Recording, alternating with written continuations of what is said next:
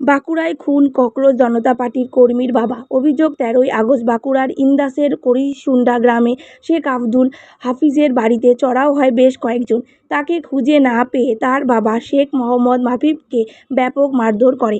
গুরুতর আহত অবস্থায় বর্ধমান মেডিকেল কলেজের হাসপাতালে ভর্তি করা হয়। এরপর তার মৃত্যু হয়। হাফিজ ও তার মা হাসিনা বিবির অভিযোগ, যারা মারধর করেছে তারা বিজেপির লোক। এলাকায় একটি প্রাথমিক স্কুলের পরিস্থিতির ছবি করতে গিয়ে রোষের মুখে পড়তে হয় হাফিজকে। স্কুলের প্রধান শিক্ষক তাকে ডেকে পাঠান। ঘটনার খবর পাওয়ার পরেই দিল্লিতে সিজেপি প্রধানরা ক্ষোভে ফেটে পড়ে।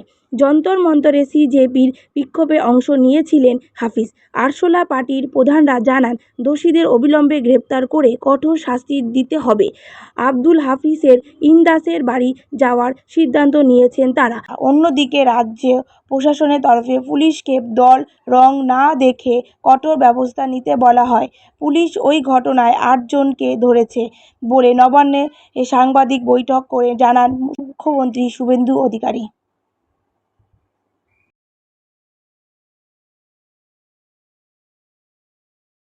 13ই আগস্ট সেই দিন 8টা সাড়ে 8টা নাগাদ সব বিজেপি ওয়ার্কাররা আসে, ঠিক আছে। আমি আমার বাড়ি একদম বাড়ি হানাতে চট্টাপুর মাঠ মেরেছে।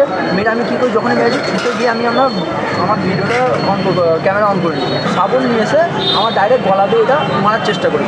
আমি বেঁচে গেছি, কিন্তু আমি বেঁচে গেলে কী হবে, আমার বাবা তো মারা গেল। তো ওরা কী করেছে, সবাই মিলে বাবাকে আমাকে না পেয়ে বলছে, তোকে পাইনি,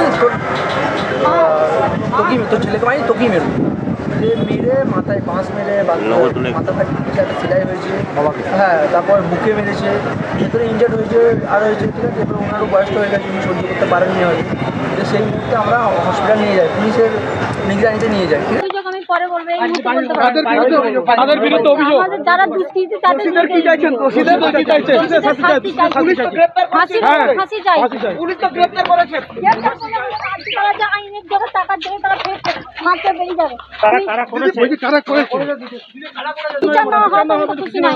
আমি এমন বিচার চাই যে আমার মতো কাল স্বামী হারা ছেলে হারা বাপ নাই, ওদের শাস্তি থেকে আরো 5 জন যেন ছিঁড়ে যায়।